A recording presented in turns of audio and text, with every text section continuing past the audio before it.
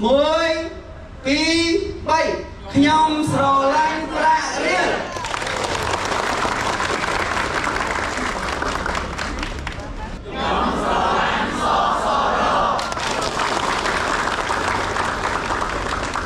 បាទសូមគោរពអរគុណបាទសូមគណៈទឹកដី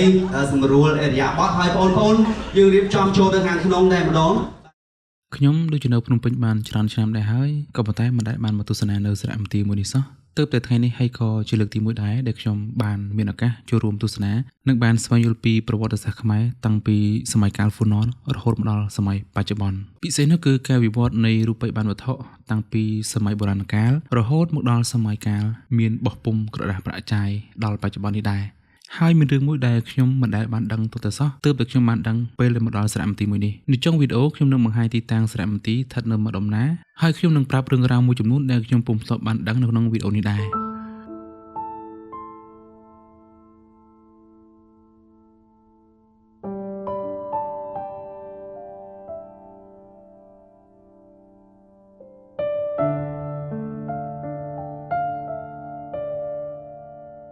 នេះជាលើកទី1ហើយដែលខ្ញុំបានមកទស្សនាសារមន្ទីរព្រះសីហ៍ឥសានវរ្ម័នដែលហៅកាត់ថាសារមន្ទីរសសរជាសារមន្ទីររបស់ធនាគារជាតិនៃកម្ពុជាត្រូវបានបង្កើតឡើងដើម្បីផ្ដល់នូវទស្សនវិស័យដែលទាក់ទងទៅនឹងប្រវត្តិសាស្ត្ររបស់ប្រទេសកម្ពុជាព្រមទាំងបានផ្ដល់នូវការយល់ដឹងដល់សាធារណជនកាន់តែច្បាស់អំពីទំនាក់ទំនងរវាងសេដ្ឋកិច្ចរូបិយប័ណ្ណវត្ថុនិងនយោបាយនិងដំណើរវិវត្តចាប់ពីសម័យហ្វូណនរហូតមកដល់បច្ចុប្បន្នបានរក្សាទុកនៅគំនូរហ្នឹងដែលមានជនជាតិបារាំងម្នាក់គាត់ថតតាំងពីឆ្នាំ1920នោះអញ្ចឹងម្នាក់ក៏ភ្ញាក់ផ្អើលហើយយើងក៏បានឲ្យអ្នកជំនាញមើលគំនូរឲ្យទាំងអស់គំនូរហ្នឹងគឺជាគំនូរនៅក្នុងវត្តព្រះកែវមរកត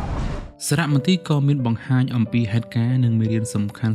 ដែលបានដកស្រង់ចេញពីប្រវត្តិសេដ្ឋកិច្ចនិងរូបិយប័ណ្ណវត្ថុរបស់ប្រទេសកម្ពុជានិងបង្ហាញអំពីទំនាក់ទំនងដ៏ស្អិតរមួតរវាងរូបិយប័ណ្ណវត្ថុឥណទានដំណើរសេដ្ឋកិច្ចអតិផរណាយើងក៏អាចធ្វើការសិក្សាអំពីប្រវត្តិសាស្ត្ររបស់ប្រទេសកម្ពុជាដែលមានអាយុកាលជាង 2000 ឆ្នាំតាមរយៈការដាក់បង្ហាញជាពិព័រណ៍និងផ្ទាំងព័ត៌មានជាច្រើនតាមរយៈឧបករណ៍ផ្សព្វផ្សាយព័ត៌មានអេឡិចត្រូនិកដែលមានការពន្យល់ជាសំឡេងអូឌីយ៉ូហើយក៏មានបងជាកាយផងដែរ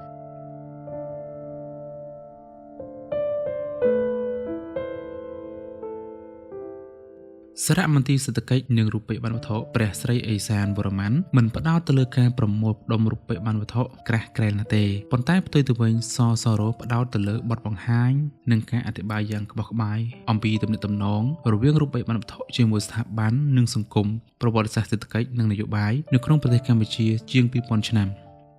សារមន្ទីរសសរក៏ផ្ដោតយ៉ាងសំខាន់លើការសម្រួលការអាននិងការយល់ដឹងអំពីសេដ្ឋកិច្ចសម័យថ្មីតាមរយៈតួនាទីដ៏សំខាន់របស់រូបិយវត្ថុនិងគោលនយោបាយរូបិយវត្ថុ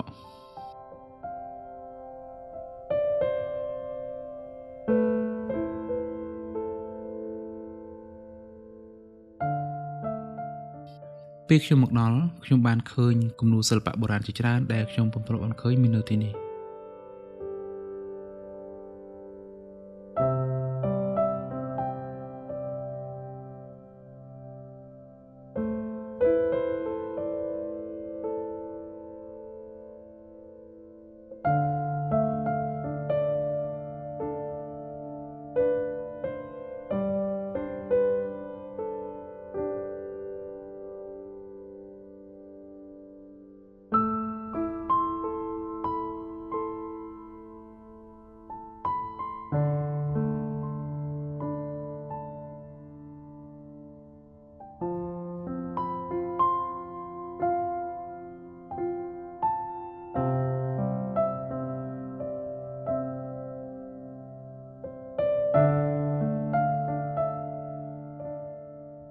ហើយនេះជាកាមេរ៉ាខ្នាតធំផលិតដោយក្រុមហ៊ុន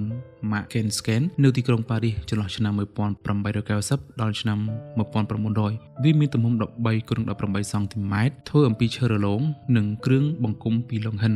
គេនិយមប្រើប្រាស់កាមេរ៉ានេះនៅទូទាំងតំបន់ឥណ្ឌូចិនដើមសតវត្សទី20ដោយសារខ្ញុំជាអ្នកស្រឡាញ់ចូលចិត្តកាមេរ៉ាផងពេលបានឃើញកាមេរ៉ាម្ដងគឺមិនចង់ចេញពីកាមេរ៉ានោះទេតែចង់ស្វែងយល់អំពីប្រភពកាមេរ៉ាហើយនិងសមត្ថភាពរបស់កាមេរ៉ាផងដែរហើយកាមេរ៉ានេះផងដែរខ្ញុំធ្លាប់តែឃើញនៅក្នុងវីដេអូចាស់ៗនិងរូបភាពពី Google ប៉ុន្តែថ្ងៃនេះគឺខ្ញុំមានឱកាសក្នុងការបានឃើញដោយផ្ទាល់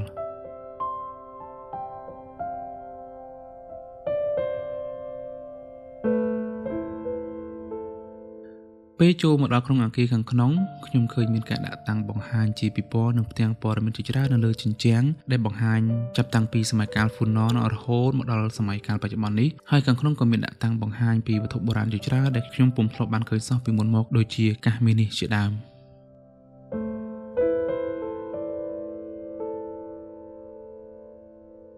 អ្វីដែលខ្ញុំពុំដែលដឹងសោះនោះកាលពីសម័យអង្គរគឺប្រជាជនខ្មែរយើងពុំមានប្រើប្រាស់រូបិយវត្ថុសម្រាប់ការចាយវានោះទេដូចនេះគេប្រើការដោះដូរទំនិញនឹងទំនិញឧទាហរណ៍ដូចជាយកក្របីមួយក្បាលទៅដូរយកសំពត់សូត្រមួយយកជ្រូកមួយក្បាលទៅដូរយកឆ្នាំងមួយ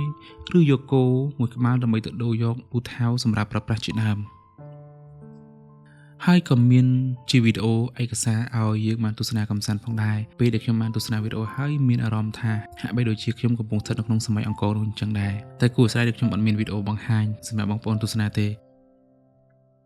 មកដល់សម័យកាលព្រះបាទអង្គឌួងព្រះអង្គក៏បានបង្កើតប្រព័ន្ធរូបិយវត្ថុឡើងវិញដោយទ្រង់បានទិញម៉ាស៊ីនបោះពុម្ពកាសដើម្បីបោះពុម្ពកាសសម្រាប់ប្រើប្រាស់នៅក្នុងសម័យកាលនោះហើយនេះគឺជាម៉ាស៊ីនសង្កត់ពុម្ពប្រើប្រាស់នៅក្នុងឆ្នាំ1853បើសិនជាបងប្អូនចង់ឃើញច្បាស់បងប្អូនទៅទស្សនានៅសារមន្ទីរនៅសួនខាងក្រោយនឹងប្រកាសជាឃើញម៉ាស៊ីនមួយនេះ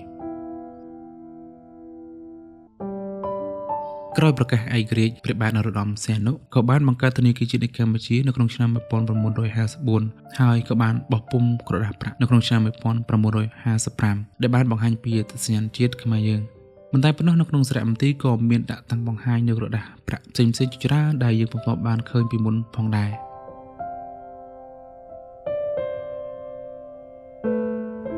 សម្រាប់បងប្អូនឬសិស្សានុសិស្សដែលមានចំណង់ចង់សិក្សាស្វែងយល់បន្ថែមអាចទៅទស្សនាដោយផ្ទាល់នៅសារមន្ទីរបានសារមន្ទីរសសរមានទីតាំងនៅចំកណ្ដាលបេះដូងរាជធានីភ្នំពេញនៃប្រទេសកម្ពុជាដែលជាអគាររចនាបថសម័យបារាំងដែលជាអតីតសន្តាគារ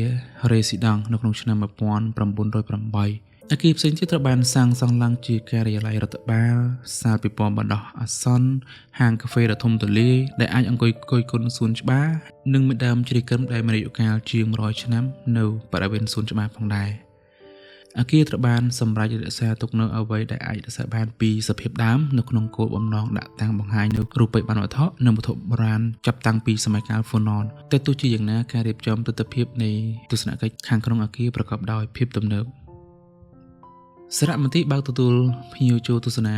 ចាប់ពីថ្ងៃអង្គារដល់ថ្ងៃអាទិត្យពីម៉ោង 9 ព្រឹករហូតដល់ម៉ោង 6 ល្ងាចដោយអ្នកចូលទស្សនាតម្រូវឲ្យទិញសំបុត្រជាមុនសិនចំពោះតម្លៃសម្រាប់ភ្ញៀវជាតិគឺ 4,000 រៀលចំណែកឯកុមារនិងនិស្សិតតម្លៃតែ 2,000 រៀលប៉ុណ្ណោះក្រៅពីនោះអ្នកទស្សនាក៏អាចជួលមគ្គុទ្ទេសក៍ជាសំឡេងដើម្បីស្ដាប់អំពីប្រវត្តិសាស្ត្រនិងស្វែងយល់ឲ្យបានស៊ីជម្រៅអំពីដំណើរការផ្លាស់ប្ដូរនៃរូបិយវត្ថុនៅកម្ពុជាប្រសិនបើជាអ្នកទាំងអស់គ្នាចង់ដឹងឲ្យកាន់តែច្បាស់អំពីប្រវត្តិសាស្ត្រនៃរូបិយវត្ថុខ្មែរសូមអ្នកទាំងអស់គ្នាអញ្ជើញទៅទស្សនាដោយផ្ទាល់នៅសារមន្ទីរព្រះស្រីឦសានវរ្ម័នដែលមានអាស័យដ្ឋានអគារលេខ 19 សង្កាត់ប្រភ្នំខណ្ឌដូនពេញរាជធានីភ្នំពេញអរគុណបងប្អូនទាំងអស់គ្នាផងដែលបានទស្សនាវីដេអូនេះតាំងពីដើមរហូតដល់ចប់កុំភ្លេចជួយខ្ញុំពៅសុធិរតនៅវីដេអូក្រោយៗទៀត